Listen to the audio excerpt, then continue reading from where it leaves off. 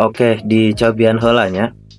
Iz qala Yusufu li abihi, ketika Nabi Yusuf berkata kepada bapaknya Nabi Yusuf, Ya abati idni ra'aitu ahada asyara kaukaba wasyamsa wal qamar. Wahai bapakku, aku telah melihat 11 bintang, matahari dan bulan. Ra'aituhum, aku melihat semuanya itu, 11 bintang, matahari dan bulan, li kepadaku sajidina dalam keadaan sujud.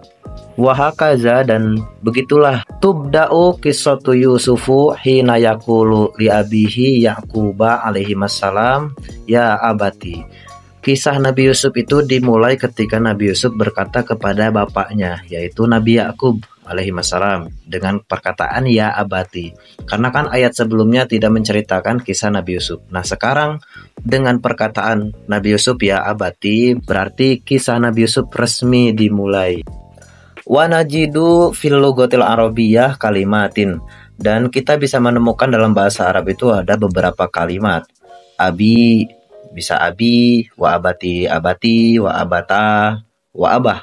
Wa kulluha, dan semuanya itu tuaddi menimbulkan makna ubuwati, akan makna kebapaan.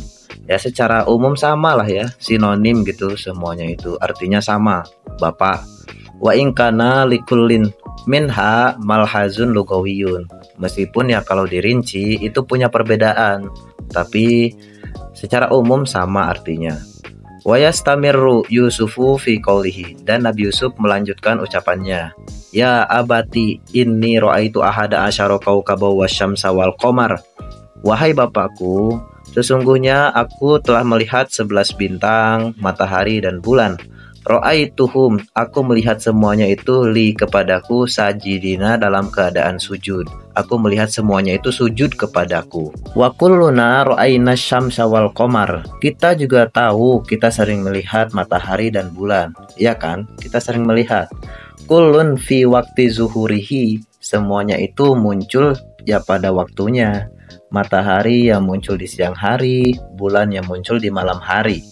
Lakin, tetapi hulmu Yusufa yubayyinu annaha ro'aha ma'an. Tapi ternyata Nabi Yusuf itu melihat bulan dan bintang, matahari dan bulan dalam mimpinya itu secara bersamaan. Kalau kita kan tidak bisa ya, kalau matahari akan di waktu siang, bulan di waktu malam. Kalau Nabi Yusuf itu melihat matahari dan bulan di waktu yang bersamaan. Wa kulluna ra'ainal kawakiba mutanasiratan fis sama'i alafan la hasrolaha. Dan kita juga tahu, kita sering melihat bahwa bintang-bintang itu kan bertebaran di langit, banyak sekali. Alafan itu ribuan, artinya banyak sekali. La hasrolaha, tidak bisa dihitung. Fakaifa yaro Yusufu ahada asyara kaukaban faqat. Bagaimana mungkin Nabi Yusuf hanya melihat 11 bintang saja, sedangkan bintang itu kan banyak sekali ya. La buddha annahum ittasofu bisifatin khosoh. Ya, sudah barang tentu itu adalah kejadian khusus, suatu kekhususan ya, kespesialan. Mayyazathum an ghairihim minal kawakibil ukhra, yang membedakan dengan bintang-bintang yang lain yang seperti yang kita lihat ini. Jadi bintang yang dilihat oleh Nabi Yusuf itu berbeda dengan bintang yang kita lihat. Itu kan sebuah kekhususan yang diberikan kepada Nabi Yusuf. Wa annahu qoma bi'addihim, sampai-sampai Nabi Yusuf bisa menghitung jumlah bintangnya. Wa ru'ya Yusuf alaihi salam, dan mimpinya Nabi Yusuf itu tubayyinu annahu ra'ahum syamsan wa qamaron wa ahada asyara kaukaban, menjelaskan bahwa Nabi Yusuf itu melihat semuanya itu, dari matahari, bulan, dan 11 bintang. Melihat seperti yang kita lihat. Kita gimana sih melihat matahari, bulan, bintang? Ya seperti itulah. Summa ro'ahum ba'da zalika sajidina. Kemudian setelah melihat seperti yang kita lihat, bulan, matahari, dan 11 bintang itu kemudian sujud kepada Nabi Yusuf. Jadi ceritanya itu tidak Nabi Yusuf mimpi melihat matahari, bulan, dan bintang langsung sujud. Enggak. Jadi biasa dulu seperti yang kita lihat, kemudian baru sujud. Jadi tidak langsung sujud gitu. Wahaza, yakni annahu ro'ahum awalan bisifatihim allati naro biha syamsa wal qamaro wan nujuma biduni sujudin. Ya, yang pertama kali dilihat oleh Nabi Yusuf itu ya sama seperti yang kita lihat. Kita melihat matahari, bulan, dan bintang itu kan tidak sujud ya. Nah, Yang pertama kali dilihat oleh Nabi Yusuf itu ya seperti itu. Summaro'ahum wahum sajiduna lahu. Kemudian Nabi Yusuf melihat semuanya itu sujud. Jadi awalnya itu gak sujud seperti yang kita lihat, barulah kemudian sujud. Bimalamihil khudu'i, dengan penuh ketundukan, li amrin, akan perintah minallahi, dari Allah. Malamih itu jadi kayak apa ya, raut gitu. Al khudu DP bahasa Sundana. Jadi nantinya kepatuhan itu, li amrin minallah, akan perintah dari Allah. Matahari, bulan, dan bintang itu bisanya sujud itu karena perintah dari Allah, bukan kemauan sendiri atau dari Nabi Yusuf. Itu adalah murni perintah dari Allah, dan semuanya itu patuh akan perintah Allah. Walizalika, oleh karena itu, takarrorot, berulanglah kalimat ro'aitu, kata ro'aitunya. Itu kan ada dua ya ro'aitunya. Ya abati ini ro'aitu, satu, ahada asyara kaukaba syamsa wal qamar, ro'aitu. Jadi ada dua ro'aitunya. Nah di situ kalimat ro'aitunya berulang. Wahuwa laisa tikroron, itu bukan pengulangan. Kalau pengulangan, nantinya berarti pengulangan yang kedua itu, ro'aitu yang keduanya, menjadi penguat dari ro'aitu yang pertama. Jadi maknanya gini, wahai Bapakku, sesungguhnya aku melihat 11 bintang, matahari, dan bulan, itu sujud langsung gitu. Karena ro'aitu yang keduanya itu menjadi penguat dari ro'aitu yang pertama. Nah di sini bukan pengulangan, bal li'idohil amri, tapi untuk menjelaskan kejadian yang sebenarnya.